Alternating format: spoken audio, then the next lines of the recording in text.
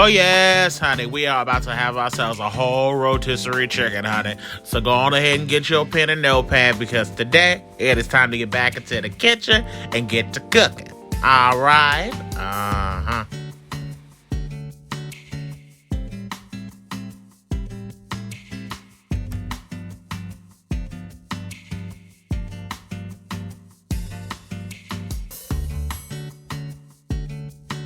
Hey, what's up, y'all? It's your boy Simply Food by TY, and today I'm going to show you guys how to make a whole roasted chicken. Now, I swung by Wegmans and I picked up this organic chicken. Of course, yours does not have to be organic. You can use whatever type of chicken you like.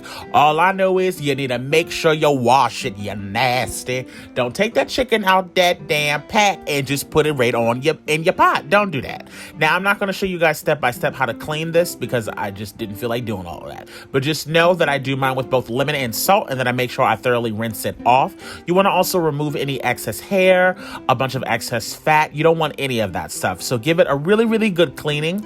And then once you do that, you want to go ahead and kind of pat it dry before you move it to your baking dish that you're going to cook your chicken in. So now that my chicken has been washed and been patted dry, we're going to start layering on the seasonings.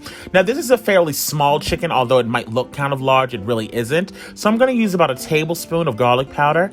Now, of course, depending upon how big your chicken is, you can adjust these seasonings to your liking. Luckily, none of this stuff so far has salt in it, so you can't really go wrong with that. So I'm adding in about a tablespoon of onion powder as well at the moment. Then the next thing, of course, I'm going to add is, of course, some black pepper. You can use freshly cracked black pepper. You do whatever you got to do. Okay. So now that I got my black pepper on there, that was about a half a teaspoon. I love this Maggie Polio's chicken seasoning. I live for it. So that I use roughly about 1 to 2 tablespoons. Now we're entering into the area where the salts are, so just be kind of mindful at this point, especially if you're not a big salt person. Now, because I'm adding in the seasonal salt, I would say I'm using roughly about 1.5 to 2 tablespoons of the seasoning salt. Remember, it's always easier to add salt than it is to remove it, so keep that in mind. Also, because we're using this Montreal chicken seasoning that also contains salt, so you don't really need to go too crazy with the seasonal salt. And that was roughly about a tablespoon of that.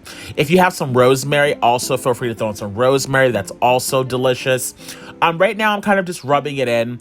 You know, this is kind of just so like you kind of just do it the way you want to. Sometimes I put butter on the chicken. Sometimes I put oil on the chicken before I put my seasonings. It's kind of just like what you're in the mood for. There is no real wrong or right way, I would say, in a sense.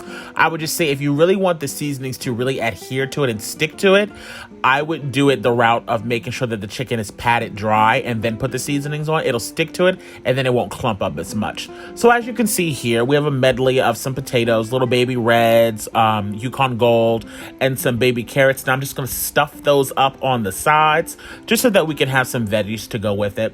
Of course, you can add any other type of vegetables that you would like. You can also add some celery. If you want, you can put some of those veggies inside of the chicken. I personally don't really care to do that. I don't know why. It's just a nature of habit for me, but that's just the way I like to do mine.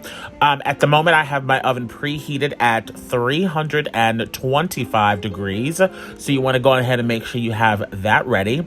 So now that we have all of our veggies in there, we're going to work on the broth. Now, of course, you don't have to use the better than bouillon, but that's just what I prefer. So I'm using 1 cup of water to about 1 tablespoon of the better than bouillon. Of course, you're going to get your own natural chicken broth because of course you're roasting a chicken, but this kind of gives it a little boost of taste, and you don't want to add too much because that chicken is going to release a lot of liquid as well as those vegetables, and you don't want to overflow.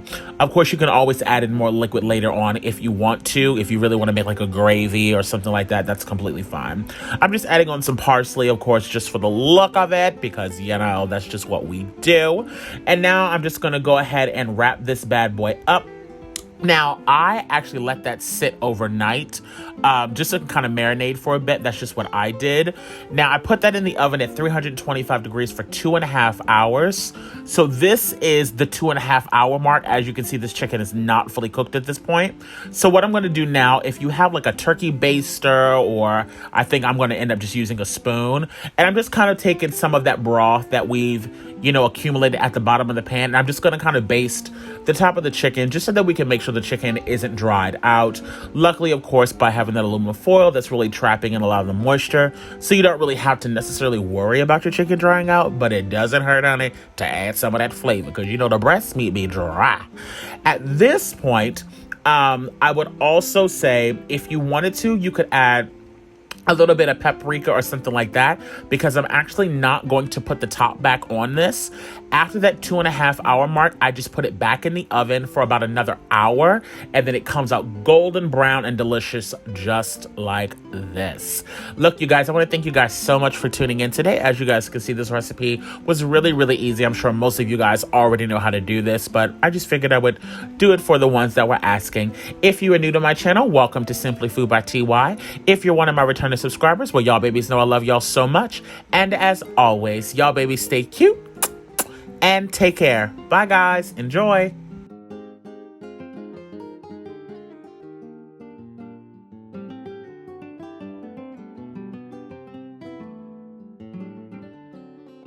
Slaying in the kitchen. Simply Food by TY. We hope that you enjoyed it. Simply Food by TY. If you haven't took the time, make sure you subscribe. Thanks for watching. Thanks for watching. Thanks for watching Simply Food by TY.